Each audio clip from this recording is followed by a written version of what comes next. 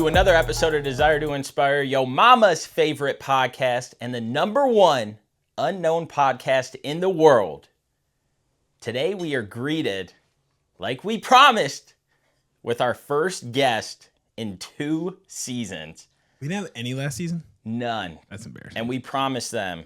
So this is Mr. Antonio, a.k.a. Pacer McGee, a.k.a. the Drop Top Turkey Sandwich, a.k.a. Tones Views.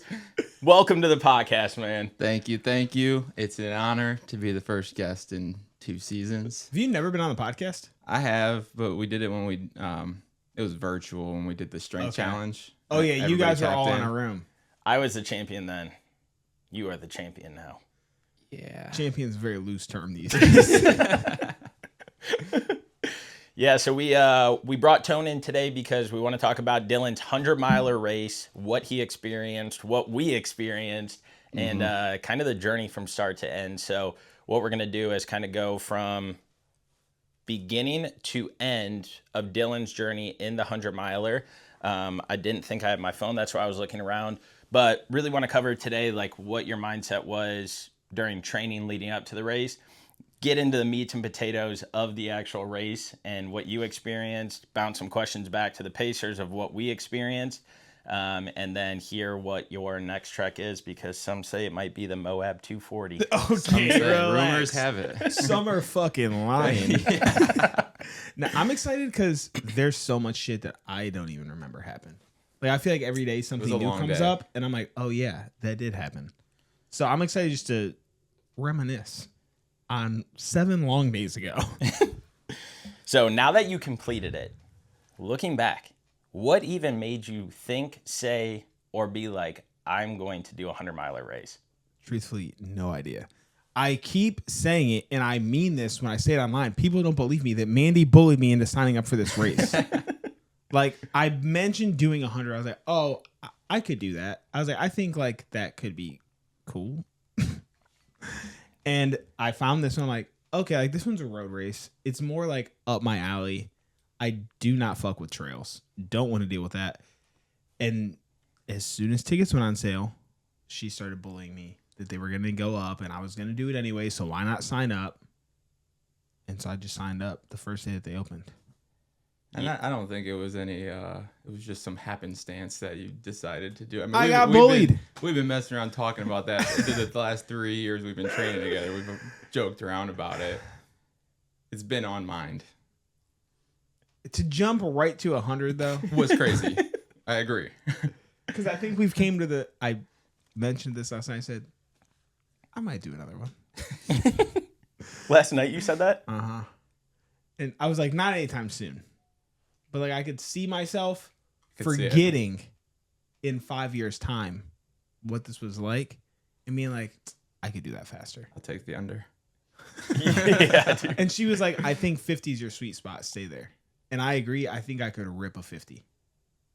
Like if I knew 50 was the end, I think I could rip a 50. Yeah, it's such a different beast. Mm-hmm. 50 miles to 100. Yeah. I mean, even... Double, some would say. Is that how that works? Mathematicians would say. God, you're a genius, dude.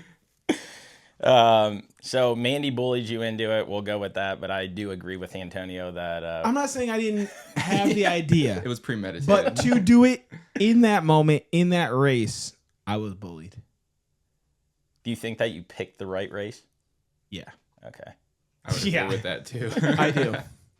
Because you wouldn't have 2 Pacers if that was through the mountains of No. North Carolina.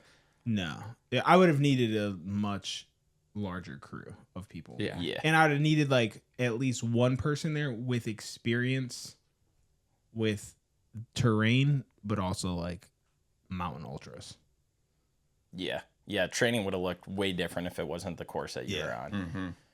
Speaking of training, what is did you have any like thoughts during training or anything that like scared you or made you like, oh shit, this is what I'm embarking on? No. This is probably the best I've felt during a training block. I think because there was so much less speed than I normally take on with like a marathon. But for all of my the 50 was annoying because of the extra shit that happened. But the run itself, I didn't feel like was bad. And then when I ripped a 30 a few weeks later, I was like, oh, I'm good, dude. And I think from there, I was just positive. I was just locked in, like, oh, we're just gonna go run.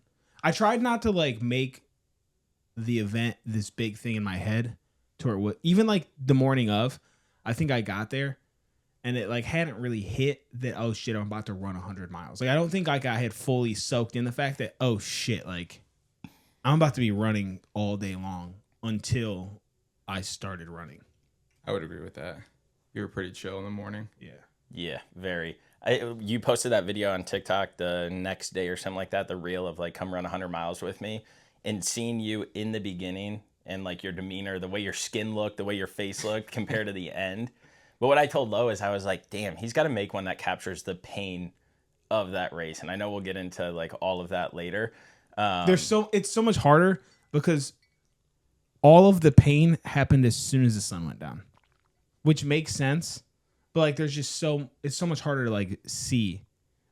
We could do it. It's just gonna be also photos, because the one photo that I'm sure we're gonna get into is bad. The one of Antonio? No. Of me in my darkest place, maybe of all time. Yeah. Yeah, when you were leaning up against the pole. Yeah, that was a tough time.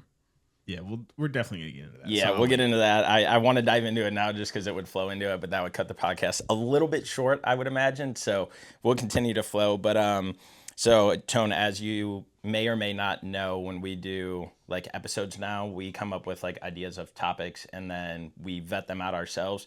What I do is then put it into chat, our trusted friend that we were even using out on the track, to just like formulate the pattern and stuff like that. So as I'm asking questions, feel free to ask Dylan whatever the hell you want. Don't let me run this. This is just kind of like the different breakdown of how we had it. And so one of the things that I wanted to ask, because I look back at like the 70.3 that I did, and there's a moment that hits where, like you said, it's like, oh shit, I'm getting into this. Like, I can't believe I'm actually doing it. Was there ever a doubt that you wouldn't finish the race or anything that creeped in your head? And again, I know you're an extremely confident person, because I would tell during the race or during prep? During prep. Because I tell people all the time, they're like, what's Dylan's mindset? How does Dylan feel about this? I was like, I don't know, because we could be walking into a war zone in Cancun and Dylan would be like, nah, dude, we're fine. There was never one moment that I thought I wasn't going to finish. I'll tell you that right now. In prep, even in the race, there was times I didn't want to finish. But like, there was never a moment I'm like, fuck, I'm not going to make it. It might take me another 10 hours. Yeah. But like, there was never a time I was like, I'm not going to finish. Yeah. Your mindset just, it's pretty amazing. And I think if most people could transition their mindset to think that way, they would achieve and accomplish a lot more in life. I wish I could like put it to something useful.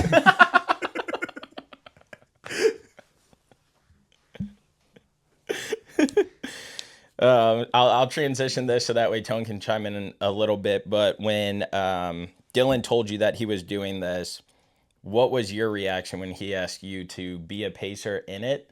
And how did those now commitment lead to the expectations that you may have set previously versus what the race actually was? I think I'm a serial overcommitter. So when Dylan asked, to be a pacer, come out and help him, it was like, check the calendar, I'm clear, yes. Didn't even think twice about it. I don't think I even thought twice about it until we woke up that morning, because I haven't been training all that much this year. I think the longest run I've done in 2026 was 6 miles. And I don't think any of my weeks got over like 12. And so we just, I said I was going to do it, and had no doubt in my mind that I would do whatever until we got there. And the day before, we're sitting around talking and kind of mapping out what the day is going to look like. And it's sinking into me and Freddie that there's potential we could both be asked to run like 30 miles. Freddie has multiple times on this podcast said like, we're prepared to like go 30 apiece, dude. Yep. Broken up. Broken up. 30 apiece. And I would have said that confidently too. Not really thinking about it. That's why I didn't feel any pressure to like go seek out more people. I was like, oh, they're good, dude. They got this. There was a point in the race, and I was this is when Dylan was running more than walking still. And we were on the bridge, and you were like, man, I would just love to have your legs for like 10 minutes. And I was like 10 miles in and he's 60 miles in. And I'm like, I'm embarrassed to say, I think you'd want yours back.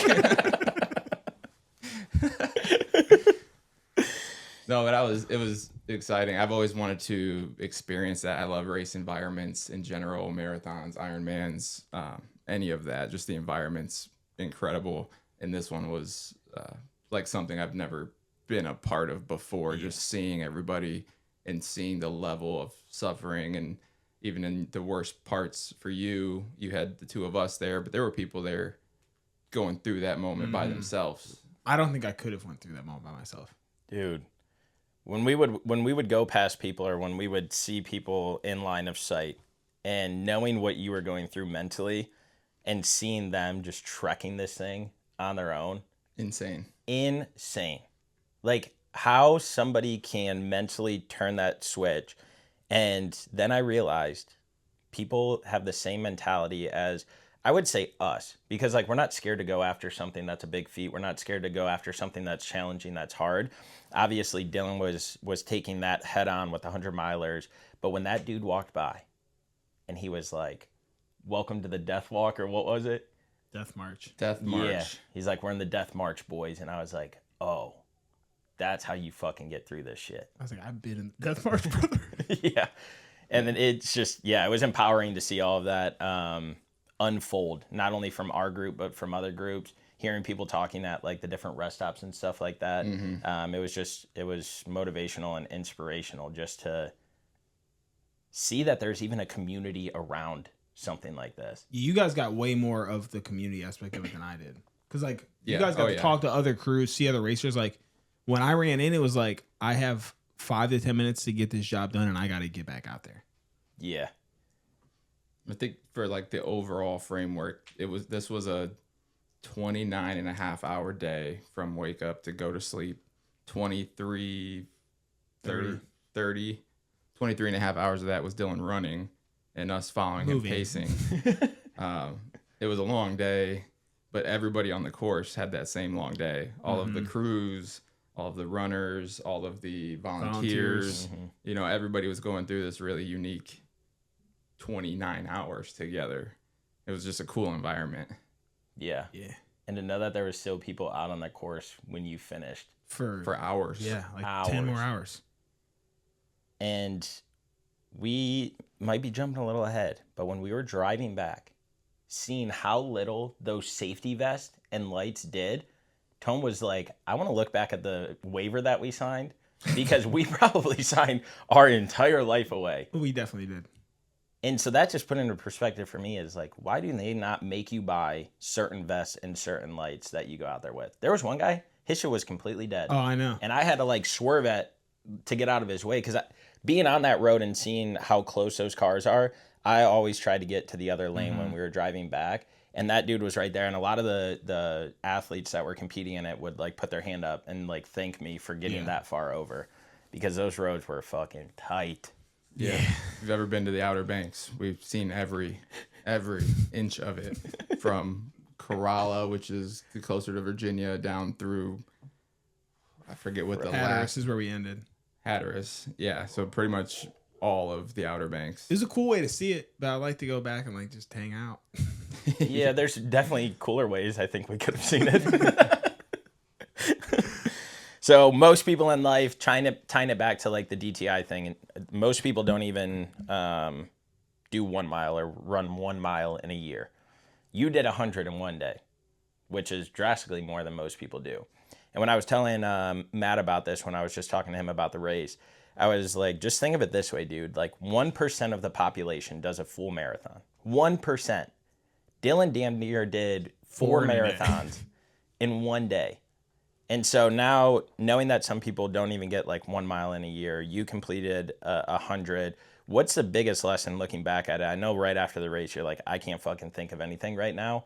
But like, what do you think was the biggest takeaway from race, from prep, the whole journey, maybe even like some of the crew that was there? I think probably that I'm superhuman. God damn it.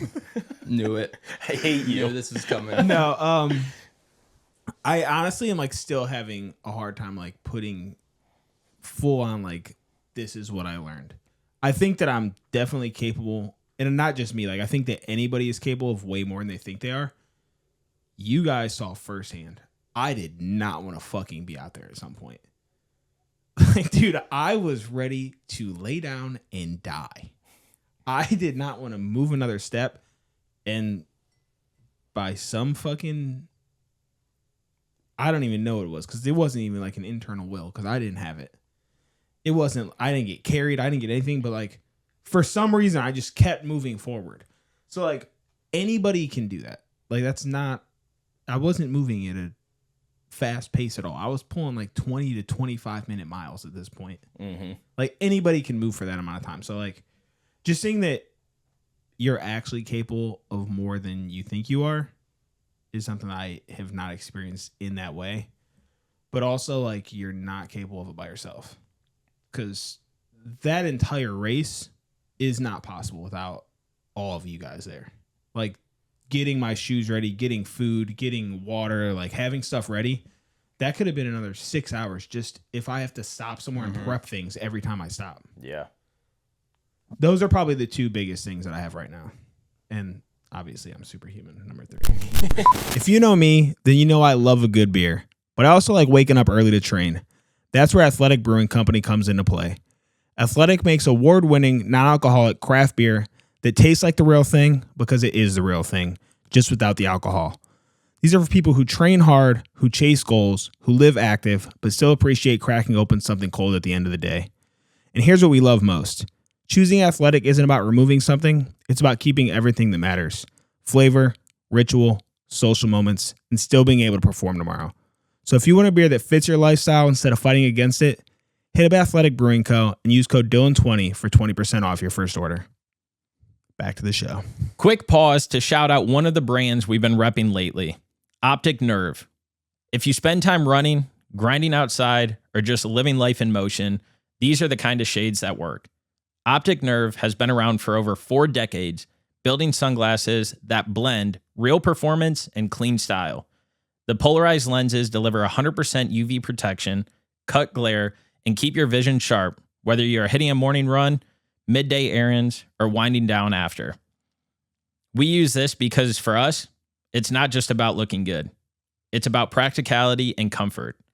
So if you're tired of cheap shades that don't hold up, hit up Optic Nerve. Go to opticnerve.com and grab you a pair today. Use code DTI at checkout and you'll get 20% off. Back to the show. And that's I was actually worried about that one coming. it was bound to come out at some point. No, that was the first time I thought, maybe I'm not. Tone, being involved in that environment, what was like your biggest takeaway from the race, seeing Dylan go through it, or just the entire thing as a whole that you took away from it? It was an awesome day. And like, so, you know, not to skip over all the good parts that we could circle back to, but, you know, miles 0 to 30, in terms of some, you know, statement to make everybody motivated or whatever, there's nothing to say there. He crushed it. He was just cruising. Miles 1 to 30 were pretty much nothing. We were hanging out in the car. Things started to get tough, a little bit of cramps around then, but really mile been like 60 to through the end really, but I think it was right around 75 is when we went to go get your patch. I think that was patch was 80 later, bro. That I was think it was 84. Like, it was Okay. pushing closer to 84, 90. 86, because we finished about a half a mile before the 90 sign, or a mile before it. I have like big milestones in my head, and then like everything else, I'm like, I don't know where this happened. Like, I know for a fact, like 30, I felt good. 30, the only thing that I would have changed is I would have had water from the beginning, and that's just me not ever running an ultra, knowing, oh, that cup they give you the day before, you have to carry because there's not cups at the aid stations. If I would have had water at the first stop I wanted, I would have been fine. But I didn't, and that like threw me off a little bit. But even that, like, I bounced back. I was good. 50 was like the bridge, the first bridge, right into the dunes. I felt good to there even. From there, there was a little bit of like walk, run, but like nothing was like, you can't do this. It was more like walk the uphills, run. 69. The only reason I know this is because when we were sitting at the truck getting ready for it to be dark, I said, my next step is a PR. Because I was at the exact distance I did in the 12 hours. And from there on, I was thinking about it on the drive over here. If that's when the sun was going down, let's just call it 7:45. Yeah. It took me 10 hours to go 30 miles. That's It was a fucking dogfight. nuts, dude. Definitely a dog fight. I don't think I ran another step. You did it. Actually, I No, did and- from that because right after that we were running like pole to pole, but it was like 0.1 or 0.15. Yeah. But I think 75, you're right. There was not another mile ran. And 85, that stretch there. So if you've ever been to a beach town and, you know, at night, there's no street lights, it's pitch black. And we had to take this access road, outlet road. It was an out and back, probably about a mile and a half or so. Mm-hmm. You go get this eye patch and then you bring it back to the station and then you get back on the main road.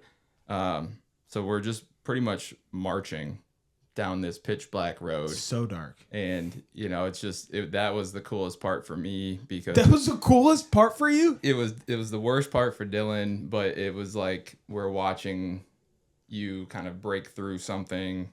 Or just and, break. You know, and yeah, it sucked for you, but it was just kind of this no human is limited moment of just watching you kind of break through and then, you know, summarizing what this group has kind of become over the last certain years of pushing each other through different things. And we're just an average group of dudes. Mm-hmm. You know, we're not some professional athletes. So like, you know, we're not professional pacers. You're not a professional runner. We're just some guys. I That thought you guys were. You told me, well, we had to tell you that in the moment. you told me you signed the LLC. And so that was just one of those moments that's like one day in the future when somebody says to our kids or your kids, like, oh, you're just like your dad. You know, that's one of those moments that, You fucking wish you were like you know, me. if they said it in that context and not like, oh, you crushed 30 beers last night. You're just like your dad. But, Both you know, things can be true. that's one of those things that's just like a cool moment to be like, I pushed through that. And for me to be like, I was there and helped Dylan push through that. Yeah, and that I think is a perfect segue to just like get into the fucking meats and potatoes to, excuse me, dive into that trek down that road. We talked about, I think Dylan and Tony both talked about miles 1 through 30. I got a serious question to ask you now that you've had time to look back on the race. I know you're going to ask me. That's fine. I'm going to set the stage. Knowing now, looking back, you cross the finish line, and that is the ultimate fucking goal. Because, again, a lot of people DNF that race.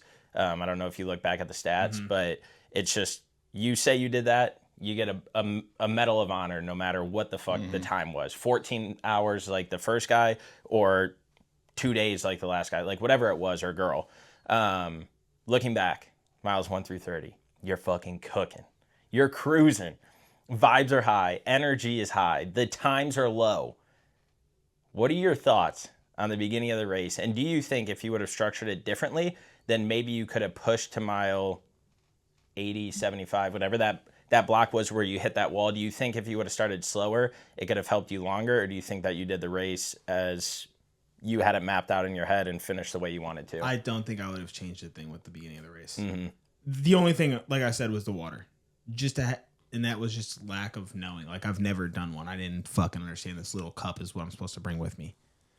But I felt good. And I knew that if I feel good, like, my stretch goal was let's make 18. So the only way I'm going to do that is if I make up time on the front half. Mm-hmm. Like, there's no way I'm coming to life at mile 70. Like, I've never been there. That's uncharted territory. But I know what 0 to 50 feels like. So I don't think I would have changed it. I would have kept it and just maybe fueled a little bit differently. But, I mean, that's all hindsight. Because from there, even like when I hit a wall, it wasn't like I hit the wall all at once. It was like my legs starting to spasm out and I couldn't run. And like the more I would start, it would tweak up other things.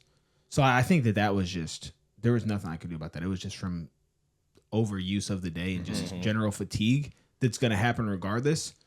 So yeah, maybe it would have made me go an extra 5 miles with walk runs, but maybe it would have made it happen sooner because I was running slower. So my time was shorter in the beginning.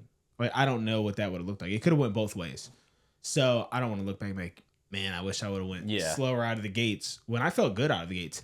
And I was feeling confident being towards the front. I was like, okay, now I can like see people start to pass me. So like I know where I'm at in I was never going to win the race. Yeah. This dude fucking did 14:45. Insane. I was never going to win that race. Wild.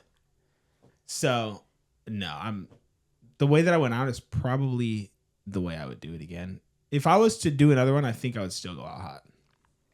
Yeah. Because it was hot, but it wasn't like unsustainable hot. Like I knew that I still had some in the tank and I could pull back. It's also very on brand for every other race you've ever done. Yeah. To come out hot. Because like at some point after, like between 30 and 40, I did start to hit a little bit of a wall. Just, it got so fucking hot out. And that's another thing. I don't think I would have wanted to be farther back when that sun, because it wasn't even that hot. Yeah. But it felt so hot to me. Yeah. Just being on the blacktop under the, like there was no cloud cover. I didn't know what to do. I was like, Thank God it wasn't Sunday. Sunday in the morning was horrible. hotter than it probably was at the peak of Saturday. Like 10, 15 degrees hotter. I say the morning. It was like 12 o'clock. And the first time I stepped outside, 2 p.m. Yeah. Tone, what were your thoughts in that first 1 through 30, being a part of it? I was torn between like worried that you were going out too fast, / also thinking, well, let's take advantage of the cooler temps and then pull it back for the run. The not fueling is crazy. And truthfully, I mean, I did not fuel. I didn't have water. I had Maple Boost. I feel like for what the effort you were putting out, you didn't really start fueling until 50 when we got pizza. You didn't have anything. And even pizza, I substantial, really didn't have a lot of. You know, No, I ate more donuts and nerd clusters than anything that race. The Nerd Clusters should have been a sponsor. That is the one thing that I wish. Granted, we talked about this too. Like 75 hard, it couldn't have, but I wish I would have been able to fuel with more of what I was going to eat on long runs. Like I just use gels for a 30 miler. That's not realistic for this kind of a race. Yeah. I think my favorite part of the first 30 was that you didn't need pacers. So we got to go get a fat stack of pancakes and just kind of take our time, not knowing what the day ahead would look like for us. That was another reason, though, with a smaller crew. I say smaller crew. We still have 5 other people. Was like, I know I can handle the beginning. So, like, let me just knock this out so you guys can go home and try to get, like, some semblance of a normal morning because it's going to be a long fucking day. Yeah. Yeah. When we were tracking you, it was like the hype and everything around it. But I don't think it was for me until mile 50 of like the journey we still fucking had ahead of us. Because again, like you're feeling good, you're looking good, everything's going good, the vibes are up high at the car, we're all rested, we're all energized, we're just having conversations, we're seeing other athletes go by that were in the relays at that point. We didn't see many other people with different badges, so it was even cool to like see them, because there were some people, man, they were freaking ripping it in those relays. I think we could rip a relay. I think so too, if I trained at all. Yeah, and I told your mom, I was like, yeah, I didn't realize what I committed to until I realized that it was only me and Tone. At that point, I thought Mandy was only doing 1 mile with you. Same. And so Tone and I look at each other like, if he needs us early on before 30, this could be a strong challenge for us as well. So luckily for you, most of your miles were walking miles. Yeah. Luckily, Which made it possible. I mean, we both got about 29, 28 miles or something like that. But it also makes it miserable. Because, we'll get into that. We're not walking a normal pace. Like, you guys are walking slow as fuck. Yeah. It's all I have in me. So I tagged in around mile 30 and did 5 almost fully running miles with you. And then Freddie tagged in for 4 Yep. and mostly running miles. And then we were at that point meeting you every 2.5 miles, 5 miles ish. We were moving the truck up. And so from the next segment, you were like, I got this next one. And as soon as you turned around, me and Freddie were like, yes. And then the next one, you're like, I got this one too. We're like, fuck yeah. Yeah. And I'm glad that it went that way. Again, like we would have fought through whatever he had to like be there for you. But all of us fighting through would not be good. Yeah. Well, we'll get into mine and Tone's mindset around mile. You told us we had 10 with you, so that would have been 75. No. It might have been a little bit later. Yeah. 85. I think it was 85. Yeah. So we'll get into that. But now that we're approaching like the 50 miler mark, this is where I had the realization of like, I probably owe you an apology. Not like really owe you one, but in my head I was like, when I committed to this, I also thought there was going to be 2 other pacers, so it'd split things up. But like, I didn't know anything about 100 milers. I didn't like if the Nelk boys wouldn't have ran theirs, I wouldn't have known anything of what a crew looks like. I wouldn't have known. That's the only time you've ever watched like one. Yeah, bro, I'm not doing this shit. The fuck. So we still watch it. Yeah. Luckily, I knew I had more context than that from watching YouTube quite a bit. Yeah, no, because again, like it doesn't process in my brain. Just like before the half marathon, I never thought of a full marathon, so I don't consume that content then. And so I was out there and I was like, dude, I owe Dylan an apology because I didn't prep for this the way I should. I didn't mentally, thank God I'm like mentally strong, but I was like mentally I didn't like prepare like I should. I was like studying up on this, I didn't do it, and I was like, what a terrible fucking pacer I am because I just blindly committed to this, and I was like, yeah bro, I got you. And like luckily Tone was there, other people were there, so everything ran smoothly. But if it was just a dogfight with me, you, and Tone, I like that would have been a challenging. To be fair, we could have rotated you guys. You guys stuck together for a lot. Oh yeah, no, miles. that was a wolf pack at that, baby. Yeah, that was fun. Yeah, Tone and I had talked about. Walking. Yeah, Tone and I talked about that prior to it, and he was like, "We should get some miles in together." And then I was out with you on the lonely road, trekking up this fucking hill incline that went for 10 miles. It felt like. I was like, "Just tell him to come now." You're like, "Nah, we'll meet him at the next one." I'm like, is that Tone? I thought I was hallucinating, bro. Because I was like, no, this will give us something to push for. And I had miles to catch up on Tone because I wasn't going to let Tone finish the race and be like, yeah, I got 30 and I was at like 20 or something. So that was my own competition in my head where I was like, we're staying fucking even, dude. I still did tag more though. You did tag a couple more. Because I think that beginning stretch that you went on, I think it was actually closer to 7 and mine was closer to 5. My second stretch was 7. Yeah, okay, that's what it was. Yeah. So, yeah, let's talk about this fucking bridge, the first one. When you saw that bridge, we got to see it about 30 minutes before you when we were driving the truck. It looked like it was never ending. I even took a video on my story. I said, this bridge is never going to fucking end. Yeah, that was a bridge. It was I ran a lot of that one, though. It was the longest bridge I've ever seen. I walked anything that was up, but anything flat or down, I ran. So I was still good to that point because that was right before 50. And that was right before I came to see you guys hallucinating.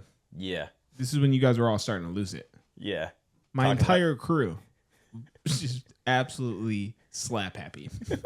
Shout out to the crew members that are not in this room that made it all possible. Your parents were literally the infrastructure of how we were all able to do what we do. Mandy was absolutely the only reason your feet are still attached to your body, and your mind was halfway stable through most of it. But right around that point, the amount of time being awake got away from us, and we lost your dad. We absolutely lost him. He read a meme about Chuck Norris, and I don't think he could speak a word outside of laughing for about an hour. That and the grease stain that your mom got on her shirt from the pizza. Mandy texted me, Mom, come over the bridge, like, make fun of your mom's grease stain. And I promise if we explain these jokes in detail, they would not be funny. No. But to us, it was the funniest thing that had ever happened. Yeah, I thought it was really cool, too, that your dad got to log some of the miles with you. Those pictures will live on forever, and you guys will have I feel bad that my mom didn't just come walk a mile. I know. I thought she was going to hop out there. But, yeah, so you got over that big bridge. We were over there waiting. Tone got the best photo. I think we can give it the crown. Yeah. I think that's the best photo I've ever had. Thought about watermarking and selling it, but I just gave it to him. Yeah, it's a good one. His effort in the race was good enough. Yeah, I mean, it was cool because at that point, we sent you off on your own, probably for one of the last times, right? Yeah, and even then, you brought Mandy back just because she wanted to run those dunes. Yep. And she knew she was going back to the dogs, too. Yeah. She's like, I want to come running this before I go. And I thought, oh, I'll just meet you at the next stop. And then here they come pulling up. Yeah. All right. I gotta say, I thought it was a dumb move that Mandy brought the dogs because I'm like, dude, they'll be fine. You guys let your dogs out more than anybody I fucking know. It was But then actually a when power we move. see, I was like, she was calculated. I was naive. I don't think I told you this. Oh no. That you know this because he said Mandy's off pace crew. When she came out to the dunes, we had a dead sprint for a second. We just wanted. I said, "You want to race?" And we sprinted to the Yeah, you side told me road. that, and I was like, she's cut. She was ahead of me for a second, and I was like, "You could just let her have this," but I also know you could turn these on and win this race. And so I sped up even faster. Yeah, not the strategy. There's That was probably like mile 62. damn. Yeah, there was probably around 70. Mandy went off with you again, just you two, and you were starting to get into like the first, I would call it like pain cave. Yeah. And I'll ask this question. You don't have to answer it if you want to keep it between you guys. But it seemed like you both got down to your roots and what your like foundation is, and may have been playing some uplifting music. I saw some hands in the air. And so I don't know if you want to share it. I'm leaving context out because if you guys want to keep that between you, but it looked like it was a pretty special moment. And so I wanted to see, one, what that was, and then two, how did that help transition? When we first started, she's like, I feel like we need some music. And she immediately put on Drake. And I was like, I can't do this right now. I was like, you got us. I was like, that's not the headspace I'm in. She's like, what do you want to hear? I was like, honestly, like just put on worship music. Mm-hmm. And so like she pulled up this play. Basically my playlist, but she didn't want to take my phone. She's being stubborn. So she just looked up stuff that I just listened to. Andy's stubborn? Yeah, dude. And so that's what we were listening to, which I'm sure that you could infer. Yeah. But yeah, that's what we had on for a little while. And I think that brought me out for a bit. Yeah. Because for a long time, I realized this in that moment. I was like, I don't think I fucking prayed one time for the last 30 miles, and I probably needed to for the last 40. I was like, so maybe this is what we need right now. But yeah, that was, I don't think we would have that was our last time actually getting some runs in. Mm-hmm. Like we were running for, like I think a quarter mile was the longest when we hit there. But that carried me for a while. We did that for probably the last 5 miles too. Yeah. Of the race. Yeah, it was cool. I was passing you guys and your arms are going up in the air and I could hear the music playing and I was like, oh, cool. Like they're getting down to like their foundation of life and like what keeps them grounded and going. And so I thought that was a special moment that you guys got to have in a very critical point of the race. Yeah. When my dad had said like we should have had music bumping, I'm like, I don't think that was a headspace I was in though. Like I think like it would have got everybody else hype, but I don't think I was in the place where that was bringing me up in the moment. Yeah. When we were like looking back on the race, when we were doing the pit crew and stuff like that, I saw Chase, who fucking killed the race. Shout out to him. Like, great fucking job. Came in second place, set another course record, not only for himself, but what it previously was. Yep. But I saw his finish was 100.1. And I was like, dude, we fucked up as like a pace crew. We should have never been on the opposite side of the road. And that's like one thing I think we could have done differently. And I know that there were some times where we pulled the truck over, but it should have been a non-negotiable that we are on the side of the road that the because those things add up. Like you were almost at a whole extra mile by the time you finished, and again, like it just, you got to keep that linear motion going off and this and that. Like it just wasn't the right move, and that's where we could have improved from a pace crew. When my watch stopped tracking my run at like 99.3 something miles. And then not only that, dude, but it's so disrespectful that the GPS just stops at 2%, but the watch stays on. So like I could look down and see the time and everything. Saved it. Yeah, it saves the run, and I can look down and see the time still. All the way till we got home, the time was still on.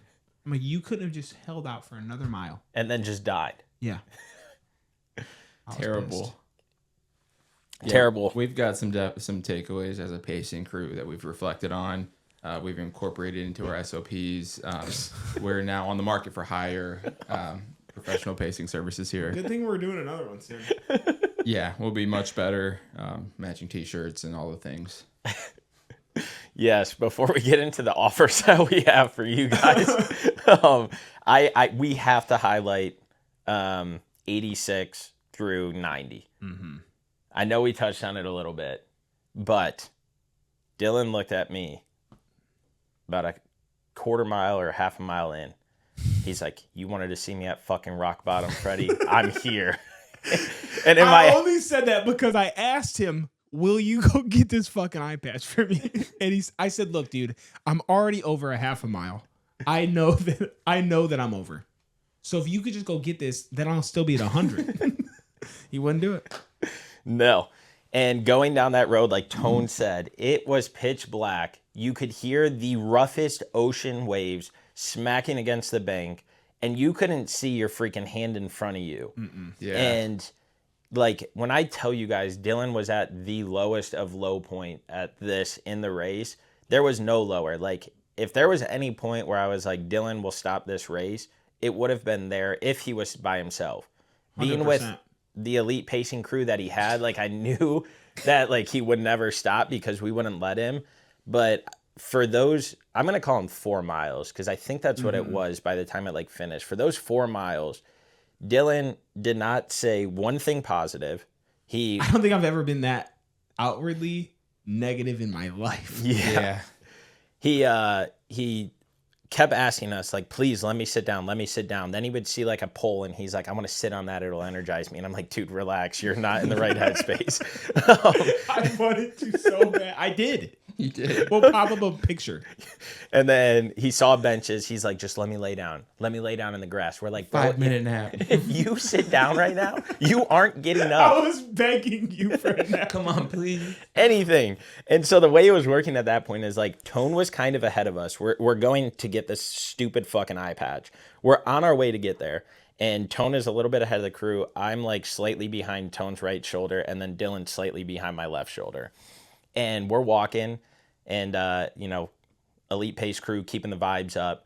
All of a sudden, I hear thud, and I was like, and Dylan is still upright. I thought he collapsed. He dropped his water bottle. He goes, I can't pick that up, and just keeps walking. I was like, don't worry, bro, we got you. So we give him the water. There was no way I was bending over. No, hell no. And so we continue down this journey, and for 4 miles, I've heard this dude bitch.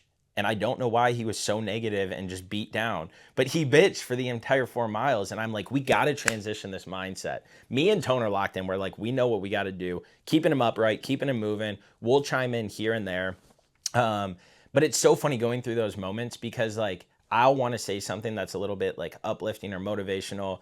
And then I get in my head and I'm like, dude, he doesn't give a fuck about that. No, he doesn't I don't want think there it. was anything you could have said in that moment that would have brought me out of it. But there were moments where that helped. And so I think that's where, like, as our professional pace crew and our pre-planned strategy, those moments, Freddie was perfect to give you some uplifting, motivational type of thing. And those other moments where you didn't want to hear that, but you just didn't want to think and you wanted to hear something really stupid and random, that's where I shine. Tone, from your eyes, if there was any part of like a video or anything, I would want people to see that 4 mile stretch. The beginning stuff of it, cool in its own way, storytelling, all of that. Mm-hmm. But like that's an exact representation of what some people go through on a day-to-day basis that don't enjoy the life that they're living, that have lost somebody, that have financial struggles, that may have foreclosed on their home when they get evicted. Like that is the moment in life where people feel at their darkest point in whatever situation they're going on. And so to know that Dylan brought himself into that situation and then was able to pull himself out of it to the finish line, that is the overarching like story of life, that things can be going extremely good and then you hit a wall because life throws shit at you, and then you got to get back up and keep going to get to that finish line.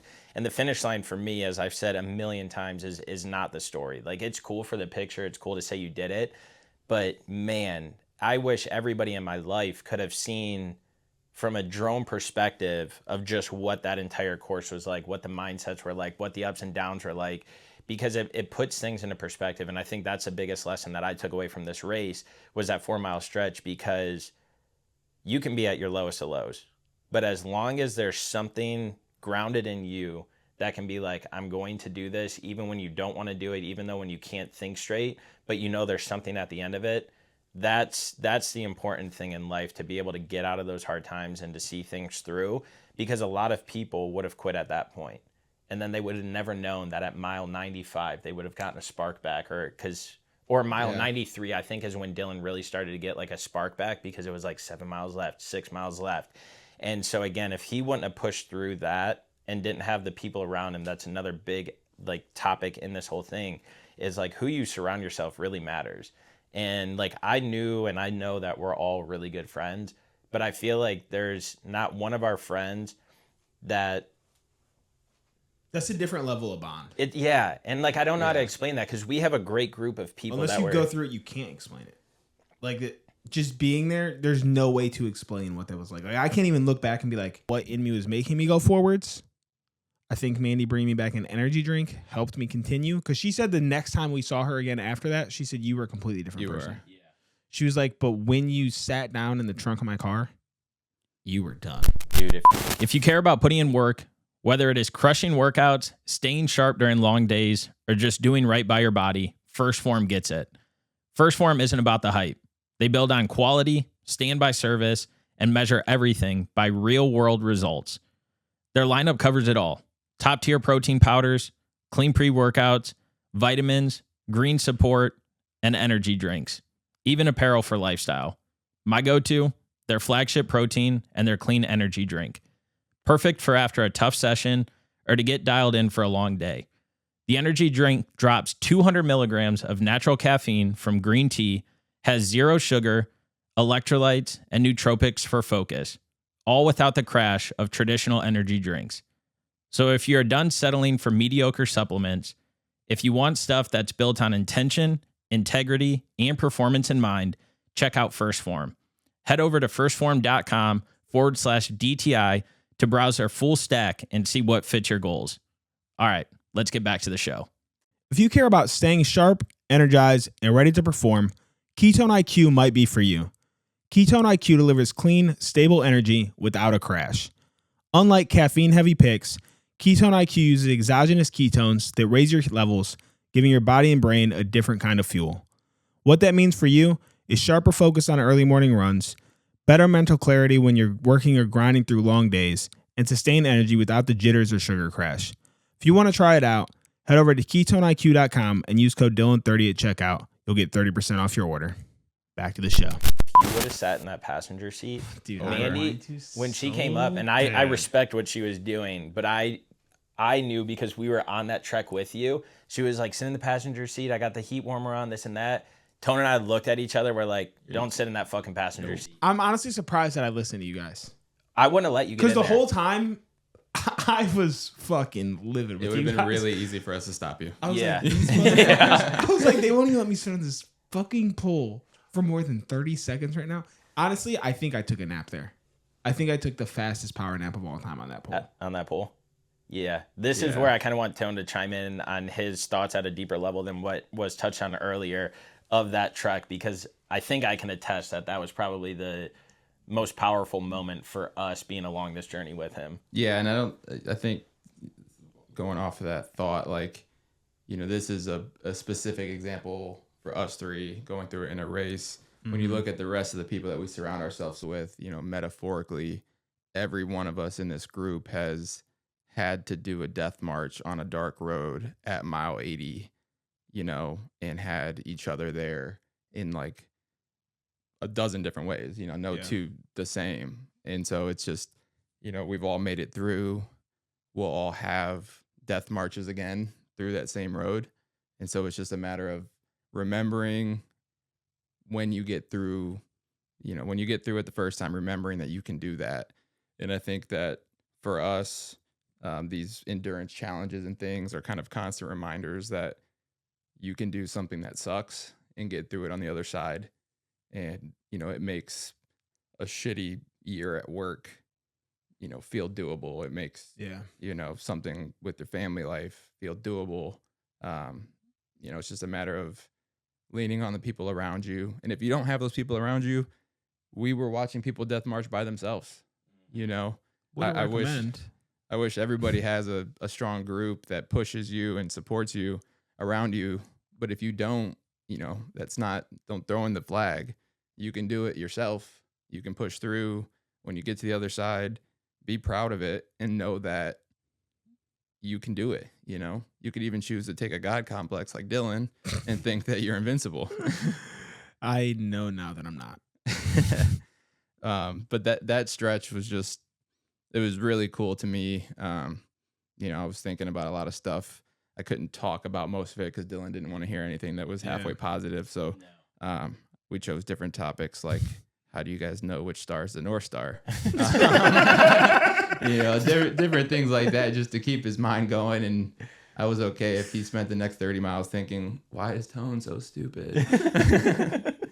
But just keeping him going. And I mean, there was no life. The Dylan you see right now, just imagine like 99% less life in everything. Words were mumbling. That was the moment where like everything came together for the perfect storm. And that was the moment that you guys had been talking about on the pod. Yeah. That was the moment that everything came to be. That was the test. I knew it was coming. I knew it was going to happen. I just don't think I expected it to feel that bad. Like, I don't think I've ever mentally felt that low in my life. And then looking back at photos, I'm like, I look like death, dude. Like, I actually look like I could keel over at any moment. Yeah. Yeah. You look could've. like that from the outside too. And I'll add that you smelled that way too. Oh, I'm sure. dude, when you took a piss, and we know It how was so bad. when like Tones said something about death in that statement that he just said, and I can't remember. I wanted to remember how you said it because Dylan literally smelled like he was dying when he peed. I've never seen somebody as dehydrated at that point. So like then that kicks us in like, all right, we got to get him electrolytes, we got to hydrate him, we got to caffeine, like whatever we can. I was consume. drinking so much water at that point too. I was drinking like 2 bottles a mile. So I was drinking like a bottle every 10 minutes, and it was not enough. Yeah, but that now that we got that term from that guy, the death march, I mean, whether it's a race or whether it's in life, like as long as you just take one step at a time and you keep moving forward, you will get through to the other side, and that light will be at the end of the tunnel. It was hilarious. I told Dylan, he was like, how did you say? You said something along the lines of like, we're getting closer or something like that. And I was like, yeah, and every step is closer to the finish line. And you were like, that's the gayest shit I've ever heard. I told Lo that the next day, dude. I was still crying about it. And I go, and then Tone makes a similar statement, and Dylan doesn't say anything. And I was like, aren't you going to say something to Tone? Or I was like, aren't you going to tell Tone that was gay as hell too? He was like, no, he knows it. Because when Freddie says it could be taken as try to be momotivational. When I say trying to be motivational. When I say it, No, I'm just fucking around. You were, bro. No, I wasn't. I literally laughed after I said it. Because you realized how fucking gay it was. I was crying because you weren't saying any words at that point, and then you were like, that's the gayest shit I've ever heard.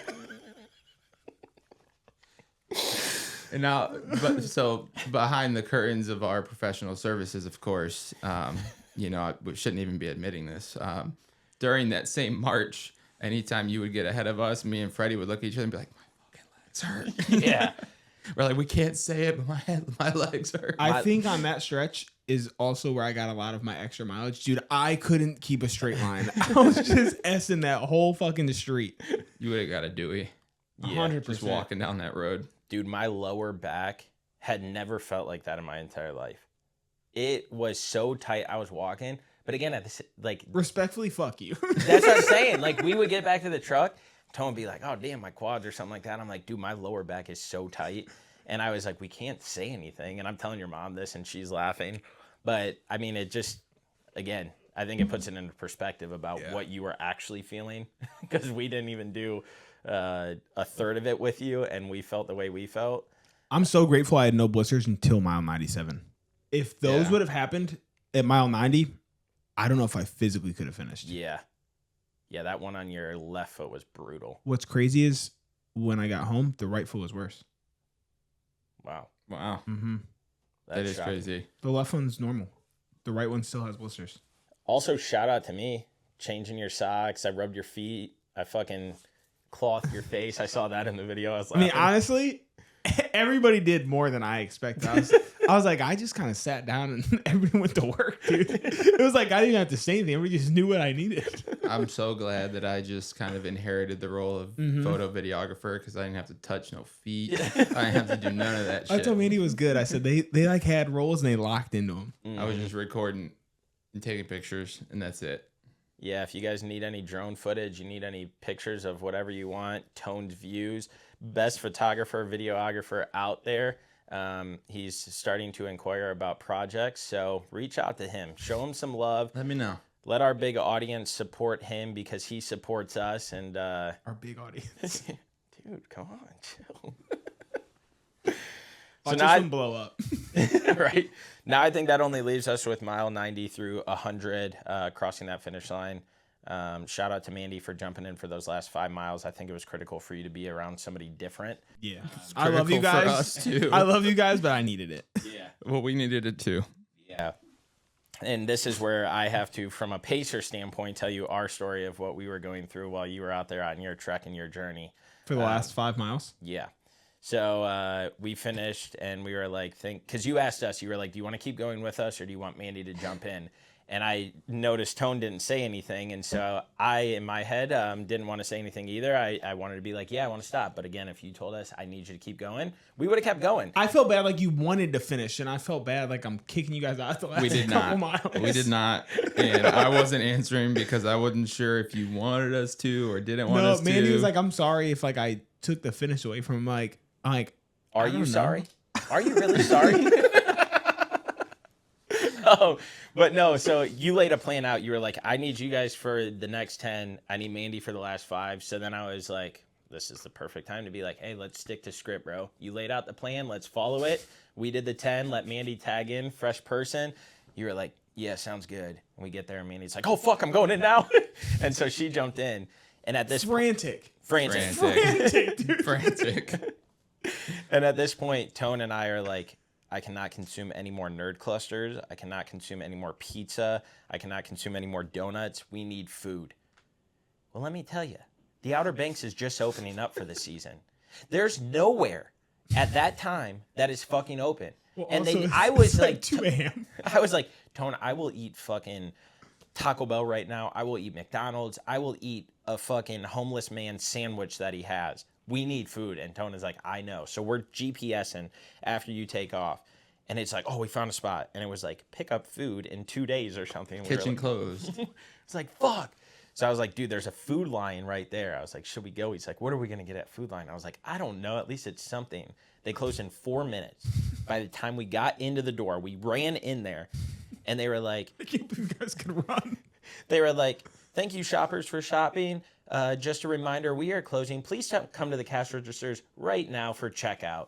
We look at each other. We're like, what do we do? And I was like, sandwiches. He was like, deal. So it was like one of those game shows where you like split to go and get your stuff. So I'm like, sandwiches. Turkey. Okay, let me grab 2 of Wait, these. I think it's important to add. We walked in or ran in, and they made the announcement. And Freddie said sandwiches, and I was like, all right, you go get those. I'm gonna go this way and see what else I can get. So Freddie's in charge of sandwiches at this point. And so I grabbed 2 things of turkey. I grabbed a thing of bread. I'm like, fuck yeah, mustard. Because I didn't know that 2 people could have such a hatred for mustard. And the 2 people, one of them wasn't there, but is tied very close to this man.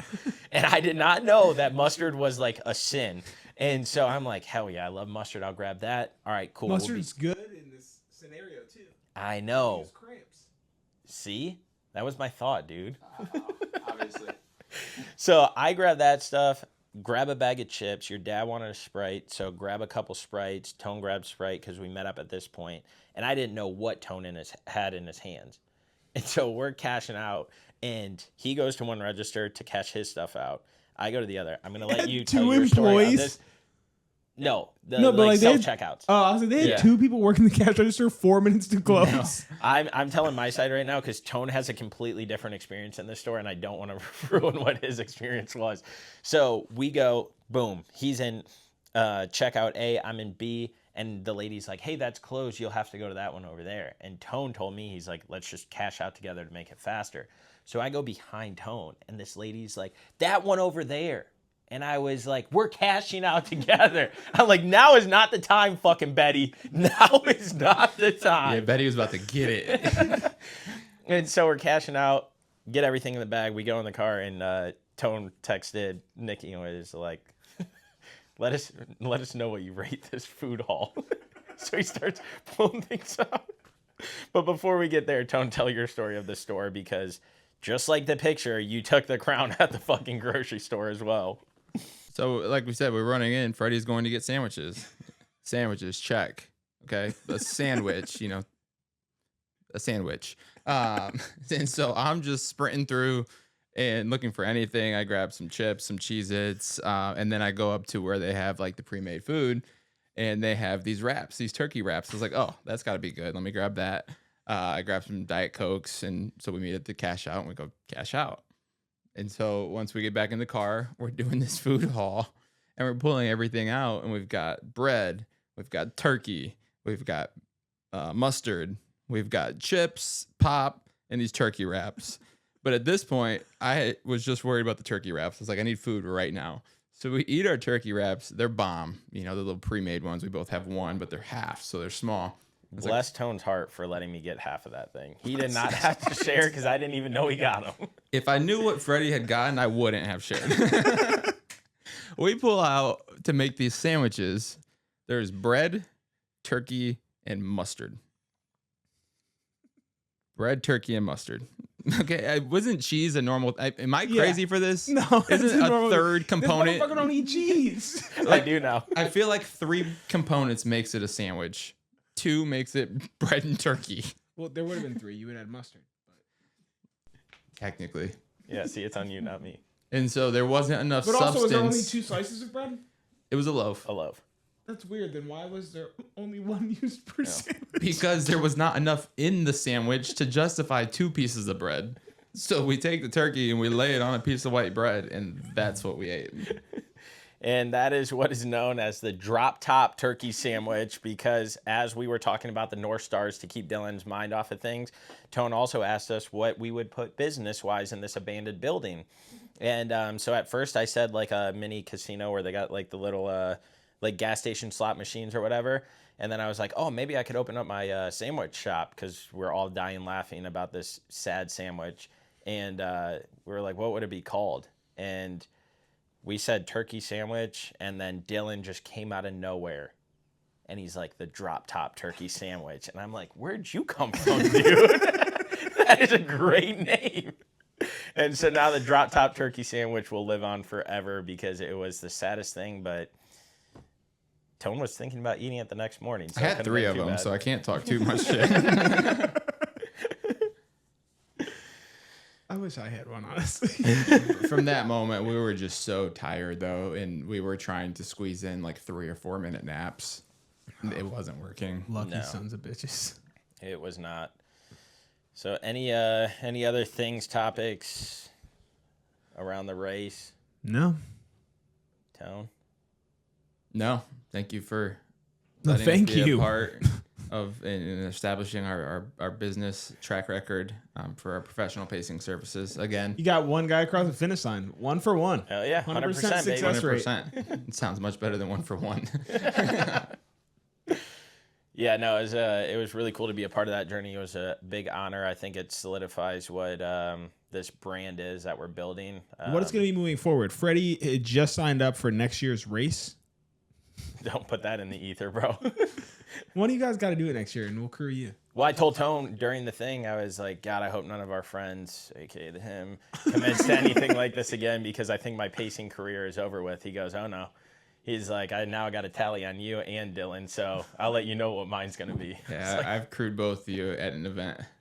So Yeah. I got I'm one in the game. bank. Yeah. I'm game. I would much rather crew. I promise you, I'll show up prepared to run 50. I'll do a lot better. So honestly, all the lessons learned, like you're going to have the best experience. That's right. So, That's right. but I'll let you close this one out. Hopefully you can do something that hits hard around this, but if not, you can just tell everybody what you want to tell them. So just so you know, fair warning, if you happen to do 100 and you happen to break 23:30, just know that the tallies are then even and they're going to restart because there's not a chance that I let that fly. But no, I think that this is going to be something we probably talk about over the coming weeks. I think like it's obviously like within our circle, it's just going to be talked about. But I think like on the podcast, like more shit's going to come to light. There's a lot that I haven't even processed. I just now feel like a human again. Like I'm starting to finally get life and be able to walk. Still can't run, so these guys didn't win the over or under yet. Whoa. I won. I took You the took over. under? I took under. Yeah. There's not a chance. Oh, I'm superhuman. Look at me, guys. I ran 3 miles after running 100 3 days ago. Like I saw the narrative in my head. The only story reason was out. No, I thought about doing it just for that reason, but I'm like that's the ego talking. I'm trying to quiet that guy down. So maybe that's what this race taught me. Quiet my ego. I'm capable of more than I think I am, and so are you. And that's it. Kiss your mom. Thanks for watching. Subscribe to the channel. And we'll see you guys next week. It's on. Peace.